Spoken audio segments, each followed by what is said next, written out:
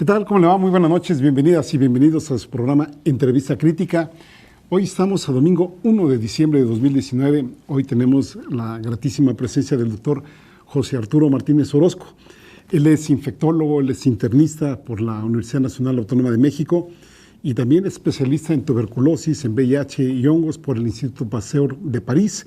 Trabaja en el Instituto Nacional de Enfermedades Respiratorias, ahí en el área de tuberculosis, y también trabaja en el Hospital Ángeles en Acoxpa. Ahí es jefe de la clínica de VIH. Doctor José Arturo, muchísimas gracias por estar aquí con nosotras y nosotros. Pues bienvenido, ¿no? Y hoy pues, nos atrevimos a invitarte porque, bueno, pues ya sabemos cómo está esta cuestión del VIH-Sida y quién mejor que tú que nos pudieras decir cómo estamos en México, estamos bien, estamos mal, estamos regresando. ¿Cómo la ves tú? ¿Cuáles serían tus primeras impresiones? Claro, pues muchas gracias por la invitación. El día de hoy lo que quiero compartirles es un poquito la situación actual de VIH en nuestro país. Y bueno, el día de hoy se celebra la lucha internacional contra el VIH-Sida, donde se llevan a cabo muchos eventos toda esta semana, justamente para llevar a cabo eventos de prevención, de diagnóstico y para orientar a los pacientes que ya son positivos pues al acceso a los medicamentos. Y bueno, déjame decirte que ha cambiado mucho el panorama de VIH-Sida a nivel mundial, igualmente en México y en diferentes panoramas. Hoy en día, en este año, se está dando mucho énfasis a las pláticas en dos temas fundamentales. Uno de ellos es pacientes que ya están positivos, que tengan acceso al medicamento y que sepan esos pacientes que ya tienen acceso al medicamento, saber que los puede llevar a un estado que se llama indetectables.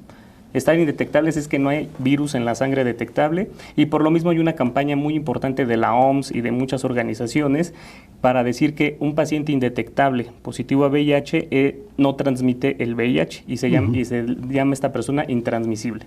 Entonces el VIH es indetectable, el paciente, y es intransmisible, es decir, no pueden pasar el virus de ninguna manera. Y esto es una medida muy importante de salud pública para disminuir la incidencia de VIH para el resto de los contactos de los pacientes positivos.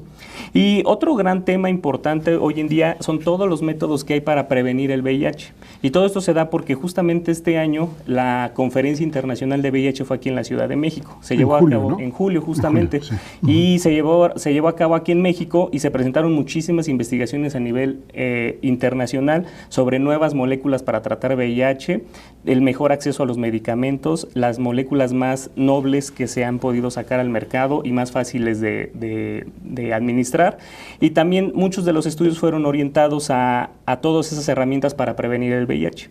Y dentro de esta gran conferencia se presentaron datos muy interesantes de que la combinación de varias herramientas de prevención puede llevar a la disminución de la incidencia de VIH en ciudades muy grandes que ya implementaron estas medidas. Y bueno, eso es básicamente lo que queremos llevar en este 1 de diciembre, lo que es indetectable, intransmisible y todos los métodos de prevención. Y el más fuerte método de prevención hoy en día que se está dando a nivel mundial, aparte del uso de condón, es la toma del PrEP. Que el PrEP es un medicamento que las siglas en inglés es profilaxis preexposición, por eso se llama PrEP. Los pacientes toman todos los días un medicamento que es un antiviral activo contra el VIH, y lo empiezan a tomar antes de estar expuestos al virus o a un factor de riesgo. Entonces lo toman constantemente y prácticamente casi, si lo toman adecuadamente, casi en el 98% de los casos no se transmite el VIH. Digamos que es una especie de seguro para no contraer la infección. Así es. ¿Y quiénes, digamos, quiénes son los que tendrían que tomar este medicamento? Mira, hoy en día los candidatos ideales para la toma del PrEP son básicamente pacientes que tienen alto riesgo de estar expuestos al virus. Estos pacientes básicamente son hombres que tienen sexo con otros hombres y principalmente si estos hombres que tienen sexo con otros hombres han tenido alguna infección de transmisión sexual en los últimos 6 meses o tienen múltiples parejas. Esos son de las indicaciones más importantes de PrEP a nivel mundial. Otra población de riesgo importante para recibir PrEP son todas las mujeres trans, y más si todas estas personas trans, hombres y mujeres trans ya, tienen sexo sin protección, tienen múltiples parejas o han tenido antecedentes de enfermedades de transmisión sexual. Otro grupo muy importante de riesgo son usuarios de drogas intravenosas, ya sea que practiquen sexo sin protección durante el uso de drogas o no lo practiquen, porque el PrEP también en ciertos países, principalmente en Europa, está indicado para usuarios de drogas intravenosas, porque también evita la transmisión del VIH por vía sanguínea. no igual de efectivo que vía sexual como el PrEP tomado, pero es del 70% de la efectividad, pero bueno, pues sí tiene una buena eficacia, ¿no? Y el otro grupo también importante para todo esto, pues son trabajadores y trabajadoras sexuales que han tenido múltiples parejas, accidentes con el uso del condón o infecciones igual de transmisión sexual en los últimos 6 meses. Entonces, esas son prácticamente las poblaciones clave para darles esta profilaxis preexposición y que nos ayude mucho en un futuro a disminuir la incidencia de la aparición del virus de la inmunodeficiencia humana en pacientes negativos. Ya. Oye, José Arturo, y ahora que hablas de incidencia, ¿cómo andamos de cifras? Yo me acuerdo por ahí cuando empezó el virus acá en México, por ahí de la década de los 80, pues pocos, luego hubo un aumento exponencial y bueno, ahora que te oigo, recuerdo que en aquel entonces era prácticamente un sinónimo de muerte y había mucha estigmatización respecto a esta enfermedad. ¿Cómo lo pondrías ahora en 2019? Mira, para hoy 2019 tengo que decirte que lamentablemente aquí en México continuamos cada año con año teniendo mayor número de casos de pacientes infectados con el virus de la inmunodeficiencia humana. A diferencia de los nuevos datos que aportó Sydney, que aportó San Francisco, Londres, con todas estas estrategias de prevención y con la más fuerte de ellas, aparte del condón, que es el PrEP, ellos evidenciaron una disminución en la incidencia de casos de VIH en una implementación de 4 a 5 años del programa de PrEP. Desafortunadamente aquí en México todavía no tenemos esa herramienta también que es fundamental, el PrEP, y los casos siguen aumentando. A pesar de que hay muy buen acceso a medicamentos antirretrovirales, el uso de condón está muy bien pues estandarizado, distribuido, la educación sexual, pero todavía nos falta ese eslabón para poder tener esa estabilidad en los casos, en la incidencia o disminuirla. Por ejemplo, te puedo decir que siguen aumentando los casos de VIH y desafortunadamente también el estigma sigue muy grande y principalmente en áreas rurales, y no solo aquí en México, sino en muchas partes del mundo. Esta falta de acceso y el estigma que se tiene a la infección del virus de la inmunodeficiencia humana hacen que los pacientes lleguen todavía muy tarde a la consulta. Entonces, a pesar de que es 2019, todavía seguimos teniendo casos de SIDA. Acuérdense, no es lo mismo VIH, ser portador, a tener SIDA. VIH puedes pasar con el virus muchos años o meses, dependiendo de la cepa que tengas, y puedes no tener ninguna enfermedad, ninguna molestia. Pero con el paso de los años puede haber un daño a un órgano por el virus de la inmunodeficiencia humana o una baja muy fuerte de las defensas que ataca el virus, que puedes llevar a que se llama síndrome de inmunodeficiencia adquirida, que es cuando empiezan a aparecer infecciones oportunistas o daño a los órganos por el virus o hasta cánceres, porque ese es el objetivo de las células que destruye el VIH. Entonces, a lo que voy con esto es que las estadísticas es que sigue aumentando el VIH a nivel nacional y siguen apareciendo casos de SIDA. Un ejemplo, por ejemplo, vean, en el 2017, Censida había reportado 14.180 casos en ese año nuevos de VIH. Para el 2018 eran 17.130, o sea, casi más de 3.000 casos nuevos en esa diferencia de año. Y ahorita para el segundo trimestre del 2019 llevamos aproximadamente 7.700 casos, no sabemos cómo va a cerrar el año, pero a lo que voy con estas estadísticas es que aumentan y aumentan los casos. Y es una tendencia que se da en los últimos 7, 8 años. O sea, la tendencia es que hay 2.000, 3.000 nuevos casos por año. Y sigue habiendo muertes relacionadas a SIDA, muertes relacionadas al SIDA, principalmente asociados a la tuberculosis, que es la principal bacteria que ataca a estos pacientes. Y algo que también es importante comentar es que también hay ciertas zonas en la República con mayor incidencia y que ahorita son los focos rojos a nivel nacional. Y ya por 2 años consecutivos, lo que es Quintana Roo, Yucatán y Campeche han liderado las estadísticas nacionales en cuanto a nuevos casos tanto de VIH como de SIDA. Digamos, ¿cuándo va a estar disponible el PrEP aquí en México? Y una persona, digamos, que haya tenido múltiples parejas, sea hombre o mujer, que obviamente no ha logrado vencer, digamos, el miedo, la estigmatización a acudir a consulta, ¿cuáles serían los principales signos o síntomas que podrían decirle a esta persona que a lo mejor pudiera haber por ahí algo mal? Bueno, aquí lo importante que tenemos que saber es que los pacientes con VIH tienen diferentes tipos de presentaciones clínicas, diferentes tipos de factores de riesgo para adquirir la infección. Entonces, pues lo importante aquí que el PrEP no está todavía como una política nacional para ser gratuito. Y que lo que ha ayudado a otros países en todas estas poblaciones de riesgo y en el momento en que se presenta la infección y lo que rodea la infección, aquí en México ya se tienen muy bien identificados esos factores de riesgo que te llevan a la infección de VIH. Y obviamente la mayor herramienta que tenemos para evitar que esos pacientes que tienen el riesgo adquieran el VIH, pues ahorita es el condón y la educación sexual y todo lo que hace Sencida y el gobierno, pues para difundir la prevención sexual y también el uso de drogas, ¿no?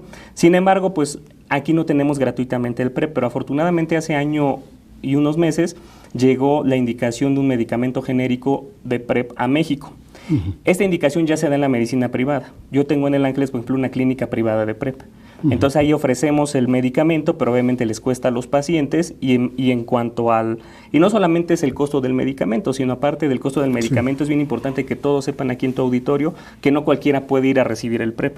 Es obligatorio, principalmente en un país que apenas está implementando el PrEP, que tengan una valoración médica y la realización de algunos estudios para poder ser candidato al PrEP. Entonces, ¿por qué es importante esto? Porque ya lo tenemos a nivel privado. También tengo que comentarte que se da mucho en el mercado negro, en aplicaciones de encuentros o en sitios de encuentro que dicen, bueno, te vendo el PrEP para que tengas relaciones sin protección o porque tienes múltiples parejas o porque tienes los factores de riesgo, etcétera, no sé. Se ven en el mercado negro, pero sin una valoración médica. Entonces, ¿cuál es el impacto de meter PrEP a nivel privado y tenerlo en el mercado negro circulando? Que, te digo, el PrEP necesita una valoración médica, porque si un paciente que ya tiene VIH y por miedo o estigma no se ha hecho la prueba y empieza a tomar PrEP, el PrEP es solamente una parte del componente completo de antirretrovirales o de medicamentos contra el VIH que se da a pacientes ya positivos. Sí. Ponle tú un 50% del tratamiento. Si un paciente positivo lo empieza a tomar, se puede hacer resistente al tratamiento y puede acelerar la progresión de VIH a SIDA y obviamente incrementar la mortalidad y muchas cosas. Entonces, lo primero que se tiene que hacer antes de tomar PrEP, pues hacer la prueba de VIH. Es decir, estar seguros de que uno no se infecta. Exactamente. Eso, ¿y habría que incluir ahí el periodo de ventana?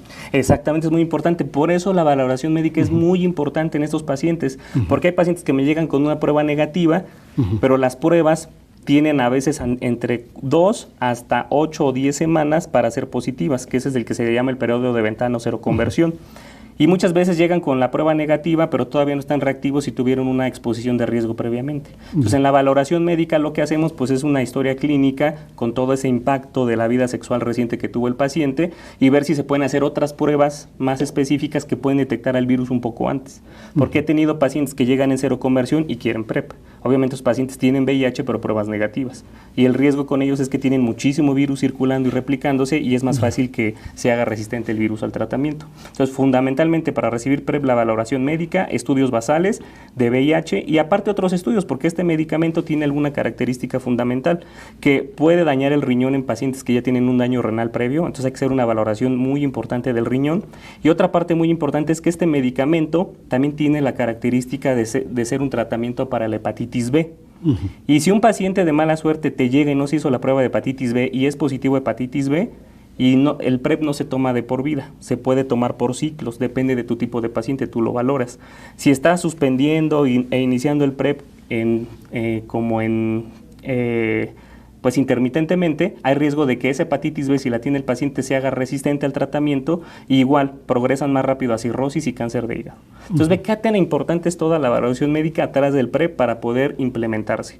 Y justamente por eso ahorita se están haciendo estudios en Sencida a nivel del Instituto Nacional de Salud Pública para ver qué tan factible es la implementación del PrEP a nivel nacional, pensando en todas estas cosas y ver que realmente estemos listos para llevar a cabo un programa nacional de PrEP. Ya. Y otra cosa que me estabas explicando, José Arturo, antes de empezar la entrevista, pues también el nada despreciable riesgo de que la gente piense que tomando el PrEP pues ya se inmunizó de cualquier tipo de infección de transmisión sexual, cuando no es así, ¿no? Me decías que hay el riesgo también de que aumenten otro tipo de infecciones.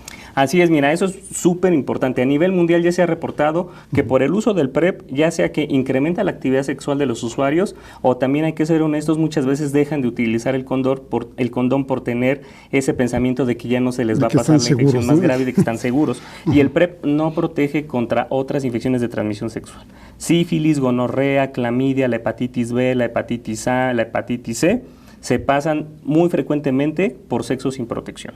Entonces se incrementan todas estas infecciones y pueden hacer que el paciente pues ahora caiga enfermo por algunas de estas. La gran ventaja es que muchas de estas son curables. Hasta la hepatitis C ya tiene cura. Y la hepatitis B no se cura, pero con vacuna se puede prevenir igual que el papiloma, porque también ha incrementado mucho la casuística de virus del papiloma humano en usuarios de PrEP. Entonces, también en la valoración del usuario de PrEP tenemos que hacer una búsqueda intencionada tanto en la revisión, en el consultorio, como en laboratorios de infecciones de transmisión sexual. Porque o ya las tiene el usuario que va a pedir PrEP o las puede adquirir durante el seguimiento de PrEP. Por eso normalmente les damos seguimiento entre cada 3 o 6 meses dependiendo de tu tipo de paciente para ver cómo va en cuanto a la detección de enfermedades de transmisión sexual. Y por eso nosotros realmente nunca recomendamos usar solamente el PrEP para prevención de ETS. Entonces hay que pues, hacer el conjunto del PrEP, el condón, la vacunación del papiloma, de la hepatitis B, de la hepatitis A. Por ejemplo, en mi clínica privada de PrEP, normalmente para darle luz verde a los pacientes para que inicien con PrEP, pues mínimo ya tienen su valoración médica, los estudios basales de VIH, algunas enfermedades de transmisión sexual, y nos gusta mucho vacunarlos de hepatitis B y papiloma para evitar la adquisición de estos microorganismos. Y también estamos vacunando mucho hepatitis A, porque hay brotes ahorita de hepatitis A en hombres que tienen sexo con hombres en Estados Unidos, Europa, porque la hepatitis A no se pasa vía realmente sexual, pero se pasa por prácticas sexuales que se hacen en el acto, como el sexo oral anal, el famoso beso negro, en inglés que le dicen el rhyming, y esto ha incrementado mucho las tasas de hepatitis A. Entonces ahora se está haciendo que los usuarios de PrEP se vacunen hepatitis B, hepatitis A, papiloma, para evitar todas estas comorbilidades o infecciones que pueden ir alrededor del usuario de PrEP. Ahora que hablas de comorbilidades, en el caso de la tuberculosis, obviamente están muy asociadas estas dos, y la tuberculosis, digamos, está siendo afectada también por la diabetes mellitus. ¿Hay algunas comorbilidades que te favorezcan más el desarrollo de VIH a SIDA? Sí, esto es muy importante. Cuando los pacientes son recientemente diagnosticados con VIH, pues el principal factor para que progresen a SIDA es no tomar el medicamento antirretroviral. Afortunadamente hoy en día, paciente que es diagnosticado se le ofrece el medicamento, ya sea a nivel público, es gratuito el medicamento, o a nivel privado, si los pacientes quieren acudir y ellos tienen seguros de gastos médicos mayores, también los seguros de gastos médicos mayores cubren los eventos de VIH.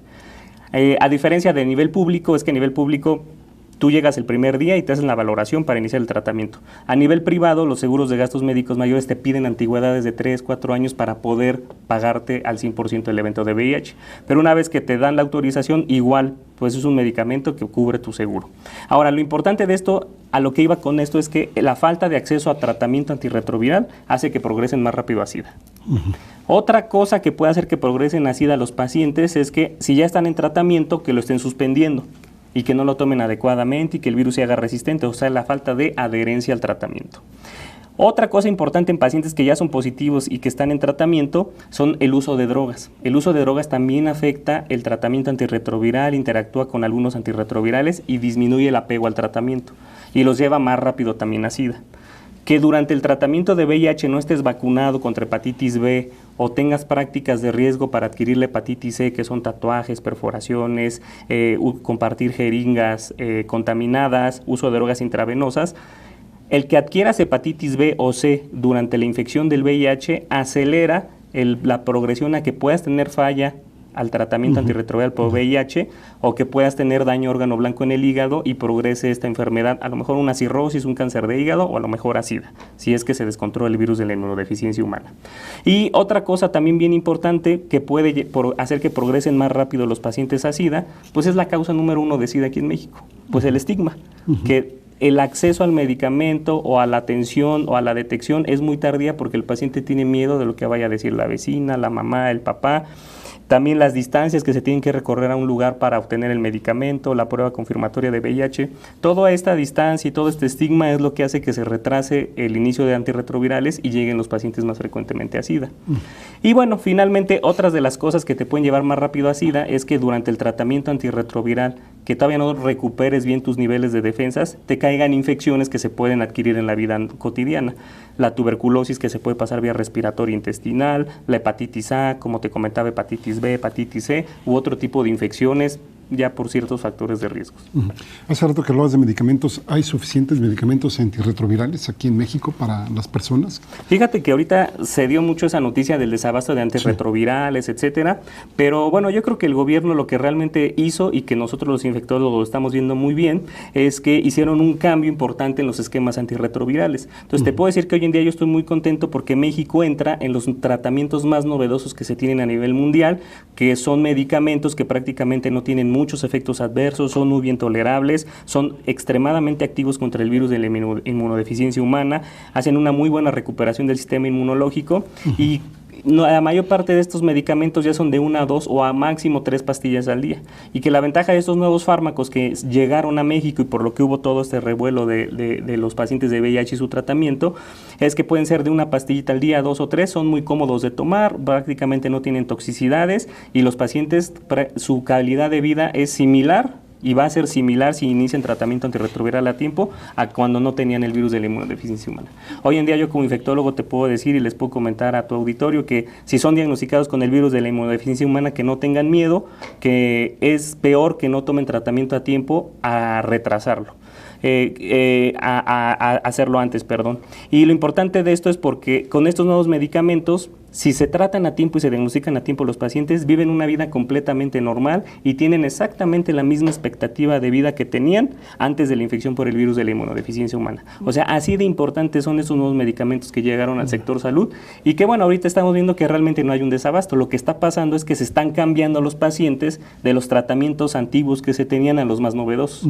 Obviamente en el cambio, pues como todo, es un cambio que pues que tiene que ir paulatinamente, a lo mejor puede haber un retraso en las entregas, un retraso en la administración, o por la alta demanda se acabaron y tienen que adelantar el pedido. Bueno, eso siempre pasa cuando haces cambios muy grandes, pues en cualquier tipo de sector, ¿no? Y yo creo que ahorita, pues más que desabasto, es todo esto que están sufriendo los pacientes con el cambio de los nuevos antirretrovirales. Nada más que sepan ellos que pues, no tener miedo, saber que lo que sí tienen que hacer es tomar diariamente su medicamento y si realmente ya lo están tomando y no lo tienen, pues sí acudir a la instancia directiva más cercana donde ofrecen su medicamento para que no se los dejen de dar. Ya. Una persona que está bien tratada, digamos, ¿cuál es la proporción de casos, digamos, exitosos contra casos no exitosos en una persona con VIH-Sida bien tratada? Hoy en día te puedo decir que son dos tipos de pacientes. El paciente que está diagnosticado con VIH que todavía no llega a SIDA. Yo te puedo decir que si el paciente se adhiere al 100% a su tratamiento, el éxito en el tratamiento es 100%. 100%. 100%. O sea, son tan buenos los nuevos antirretrovirales, es tan novedoso el tratamiento que prácticamente es 100% el éxito de tratamiento. En pacientes que ya están diagnosticados con SIDA, antes te podría decir que en los 90s que a ti te tocó el puro AZT, el ácido burina, pues el éxito de tratamiento con terapias dobles, triples o que estaban investigándose era de un 40-50% en pacientes que ya tenían SIDA. Hoy en día te puedo decir que las tasas de éxito a tratamiento en pacientes con SIDA que no corren peligro su vida cuando lo diagnostican pueden ser hasta de un 80 a 90%, o sea, es muy alto. Entonces, por eso te digo que es mejor entrar a los nuevos regímenes y lo más pronto posible acudir al tratamiento que esperar a que se retrase la presentación de la enfermedad. Oye, José Arturo, y para las personas, digamos, que no están familiarizadas de cómo saber si tienen o no la infección, ¿qué recomiendas? ¿Qué hace uno, digamos? Mira, lo que yo te recomiendo muchísimo es, la población más afectada aquí en México y en las Américas son hombres que tienen sexo con hombres. Entonces, siempre ir muy enfocados en esta población, porque son las que dan la epidemia más grande en las Américas. Y después de ahí seguir con trabajadoras sexuales, usuarios de drogas intravenosas, mujeres trans, y de ahí ya las mujeres que tienen sexo con hombres, que tienen múltiples parejas. Entonces, lo que tenemos que hacer primero es educar a la población de todos los factores de riesgo que pueden hacer la adquisición de VIH. Hoy en día muchos usuarios de PrEP te buscan por eso, porque ellos ya saben que tienen más de 2 o 3 parejas al año, que han tenido antecedentes de enfermedades de transmisión sexual y que tienen bien identificado ese antecedente. Entonces, primero, identificarlos por antecedentes. Después, ya si tienes la sospecha del virus, pues hay 2 fases. Como tú dices, la fase de seroconversión o el síndrome agudo de VIH y la fase ya, pues, tardías o latentes, ¿no? La fase aguda de VIH normalmente es una gripa o parece una influenza, entonces por eso los pacientes luego ni tienen idea que eso puede ser VIH. Nosotros hicimos un estudio en la Clínica Condesa cuando trabajaba ahí sobre pacientes con infecciones agudas que se presentaban en la Condesa. Casi reclutamos 100 pacientes, lo fuimos a presentar a Dinamarca y encontramos que las infecciones agudas en México, en estos pacientes que reclutamos, todos los pacientes tenían pruebas de VIH negativas de ELISA de 4ª generación y Western blot, pero cuando les medíamos el virus tenían más de 10 millones de copias con pruebas negativas. Entonces, la forma más frecuente clínica de encontrar agudos era los pacientes tenían fiebre, tenían diarreas, tenían dolores de cabeza, tenían muchísimo cansancio y algunos tenían ronchitas en la piel. Entonces, son como los datos más característicos de una infección aguda aunado a que todos los pacientes reconocían que en las últimas 12 semanas habían tenido una exposición de riesgo. Y ahora, para los pacientes que ya son más avanzados, pues la forma más frecuente de detección es que se van a hacer la prueba porque quieren checarse y sale positiva, porque muchos pacientes están en el periodo pues, de latencia que es asintomático. Y después ya viene el estadio de SIDA o el estadio más avanzado, que empiezan a aparecer infecciones oportunistas o todos los daños a órganos por VIH.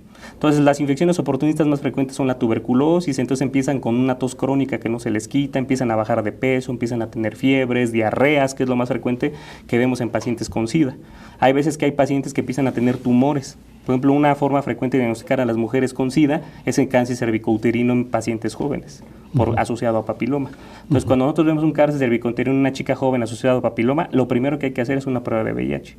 En un paciente que tiene una tos crónica y le diagnosticas tuberculosis, lo primero que tenemos que hacer, y más si es joven, una prueba de tuberculosis. Entonces, hay que empezar a buscar en poblaciones jóvenes por qué están enfermas de cáncer o de infecciones graves y hay que asociarlas a VIH. ¿Actualmente hay alguna estadística de cuánta mortalidad está causando el VIH-Sida aquí en México? Sí, mira, fíjate, en el 2017 hubo aproximadamente 4.700 muertos asociados a VIH-Sida. Para el 2018 eran prácticamente 4.000. Y para este año apenas van a salir las estadísticas para finalizar, pero si te das cuenta, pues estamos oscilando en que mínimo, o sea, ya llevamos 5 o 6 años con las estadísticas, 4.000 muertos podemos decir, hay por año asociado a VIH-Sida. O sea, realmente es una tasa alta por esta infección. Sobre todo porque se pudiera prevenir, ¿no? Y sobre todo porque ya hay herramientas para prevenir y hay herramientas para retrasar la aparición de SIDA y de muerte, como el acceso al antirretroviral, que es gratuito, o puedes ir a una clínica privada y lo puedes adquirir. Ya. José Arturo, ¿y qué hacer cuando uno tiene un familiar con VIH-Sida? Tiene que ser la relación. Eso es muy importante. Fíjate que, bueno, ya llevo muchos años viendo VIH y casi siempre me toca darle la noticia al paciente que tiene VIH, porque muchas veces desde el paciente no sabe interpretar su resultado y piensa que es negativo o positivo, y me toca darles la noticia. Y la mayor parte de los pacientes quieren vivir solos la noticia por el estigma, el miedo, qué va a decir mi familia. Son raros los que le llegan a decir a su familia y casi siempre le dicen a la persona más allegada, y a veces ni siquiera es un familiar, a veces es un amigo. Lo más frecuente es que le dicen a un amigo lo de la infección para que los ayude a saber cómo lo van a conllevar con la familia. Entonces, para las familias que tienen una persona viviendo con VIH dentro de ellas, lo que les puedo decir bien importante es quitar el estigma primero de que el VIH se va a contagiar por cualquier cosa que hagan común y corriente dentro de la casa. Y luego llegan las familias completas a ir a la consulta con el paciente positivo, más cuando son muy jóvenes, a preguntarme de qué se tienen que cuidar para que no se les pase la infección. Y entonces me dicen que si hay que poner una taza nueva para el paciente o hacer un baño para el paciente, si se puede pasar con los alimentos, el sudor. Muchos mitos en relación a la adquisición del VIH. Y lo que deben de saber todos los familiares de un paciente positivo es que ni por el sudor, ni por los alimentos, ni por compartir el baño, ni la ropa, se va a pasar el virus de la inmunodeficiencia humana.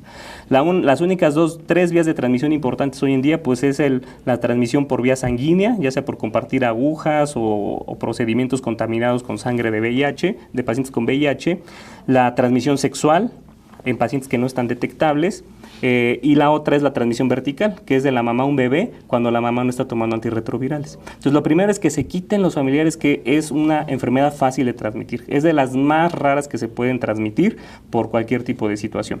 Y la otra muy importante es que a veces los pacientes dicen, mi hijo se va a morir, o mi papá se va a morir, o mi tío se va a morir.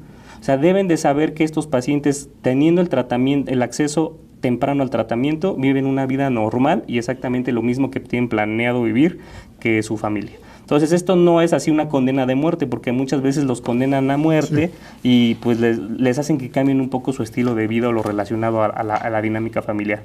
Y la otra tercera muy importante es que muchas veces estigmatizan al paciente con VIH, o que es el paciente con VIH que es gay, o que es trans, o que es usuario de drogas, o que es trabajadora sexual, y tienen rechazo por la familia. O sea, esto no tiene nada que ver con la orientación sexual, y, o sea, sí está más enfocado por las prácticas sexuales, pero la orientación sexual no es lo que te va a predisponer a VIH. Casi siempre dicen el gay es el paciente de VIH y lo asocian. Y entonces esos todos son los tabús y mitos que tenemos que quitar en las familias de un paciente positivo. Y finalmente la recomendación para ellos es, pues tienen que amar mucho a su paciente, a su familiar, apoyarlo, porque si no tienen una buena dinámica y ese soporte, los pacientes dejan el tratamiento antirretroviral. porque no ven el sentido de su vida para seguir tomando el tratamiento, porque el gran apoyo, recuerda que aquí en México el núcleo familiar es muy importante a diferencia de otros países, y aquí sí es muy importante lo que diga la familia del paciente positivo. Entonces lo que recomiendo mucho es que apoyen mucho al paciente, porque de no apoyarlo y hacerlo sentirse seguro, pues va a suspender el medicamento, se puede ir a las drogas, o puede ser un paciente que va a fallar a la terapéutica antirretroviral, por más buena y novedosa que sea. Claro, bueno, y supongo que debe ser un episodio de estrés postraumático cuando ya sabes que tienes la infección, y quizá a lo mejor un tratamiento integral ahí con algún psicólogo pudiera ser. Claro, fíjate que yo trabajo mucho con un psicólogo, el doctor Víctor Rodríguez, y un psiquiatra que es Jeremy, que han estado, Jeremy Cruz, en la clínica Condesa. Yo los conocí cuando trabajaba ahí con VIH, y con ellos hacemos un equipo muy fuerte para todos los pacientes, que les doy la noticia en el consultorio, y sí, realmente el impacto es muy, muy negativo hacia ellos, en diferentes formas, en el impacto en la vida social, laboral, escolar, personal, sentimental, de todo. Hay familias que se pueden destruir por el diagnóstico de VIH de la persona. Ejemplos claros: un paciente que tiene a su esposa y ya 3, 4 hijos, y de repente le diagnosticas VIH, que no sabes cuándo fue el momento de la infección, pero se destruye todo el núcleo familiar, y estos pacientes son los más susceptibles a caer en depresión, ansiedad, angustia o hasta ideas suicidas. Entonces, por eso es importante que cuando haces el diagnóstico de VIH tengas una valoración integral del internista, infectólogo o del tratante de VIH, y que siempre un equipo de salud mental es fundamental en los primeros meses del diagnóstico de un paciente con VIH. Entonces, siempre una clínica de VIH, una zona donde haya atención de VIH, debe tener una consultoría, consejería y un equipo de salud mental que te ayuden a ver a esos pacientes que pueden caer en un estado de crisis, tanto psicológica como psiquiátrica, y que los lleve pues a no tomar bien el medicamento, a perderse de la consulta o a cometer, cosas como el suicidio y todo eso. Sí, hace rato que mencionabas a los familiares, pues también habrá que incluir ahí a los compañeros de trabajo, a los de la escuela y todo eso, ¿no? Porque estos también son grandes fuentes de estigmatización, ¿no?, en estos pacientes. Claro, fíjate que también en el trabajo es muy importante, porque esto lo viví tanto cuando trabajé en la clínica Condesa como en la medicina privada. Casi todos los pacientes positivos quieren ir en la tarde, noche a la consulta, porque no quieren que se den cuenta en el trabajo que están yendo seguido a consultas, que vayan a decir del VIH, que está en SIDA, que lo vayan a rechazar en todo el ámbito laboral, que lo vayan a despedir del trabajo porque no tiene un contrato fijo, no tiene una base. Entonces, también es muy importante el ámbito laboral en la noticia del VIH. Entonces, otra cosa que te preguntan los pacientes: ¿qué voy a decir en mi trabajo? ¿Cómo lo manejo, doctor? ¿Puede darme la cita más tarde para no estar faltando a mi trabajo y que empiecen a notar que tengo algo y me vayan a correr? Entonces, también eso es muy importante tener en cuenta a la hora del diagnóstico de VIH. Ya. Doctor, pues te agradezco muchísimo todo lo que nos has explicado.